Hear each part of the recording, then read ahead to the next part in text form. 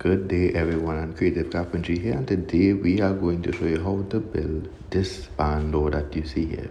So firstly, take the width and the height that you want to get your door, and that's basically done by taking the width and height of the door frame and adding on, well, average 2 inches to the top and like 4 or 2 inches to the sides as well, if you would like that. So here's how we do it, because this is one of the most important steps. So you will have a door 80 by 36 inches in the door frame that you would have already established, and then onto that we would add 2 inches to the top and to the bottom, and as well as 2 inches to the sides.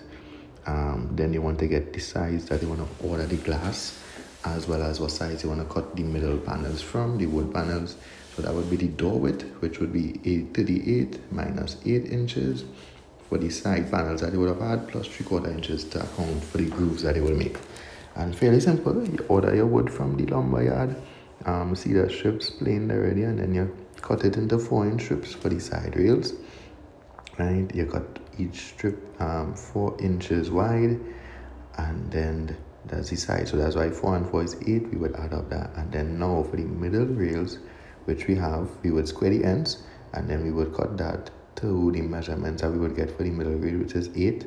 We are minus an 8 from the width of the door, and then you add on 3/4 for the grooves that you're going to make on the router, and you're buying the glass the same size as your middle panels. Okay, and then now we will move on to routing the edges so that it will be able to interlock and give a smooth finish.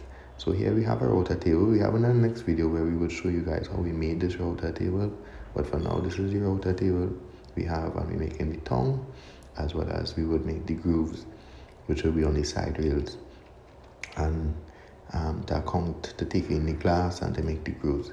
Right, so we have it. We have this piece of wood being used to reduce the tear out of the doors, as well as, so here we see that now we're making the rails of the door, where we would have the rails. So the purpose we are doing the sanding now is because when we frame up the doors and making it up, we wouldn't be able to sand these places as smoothly as we get it now, because the glass will be there. We don't want to risk scratching the glass by sanding it. So we will sand it now from 80 to 120 to 220 to 300, 320 to 400 grit sandpaper along the edges. This is to ensure a smooth finish. We then move on now to framing up the door. We would use clamps and glue, as well as nails sometimes, to frame up the doors.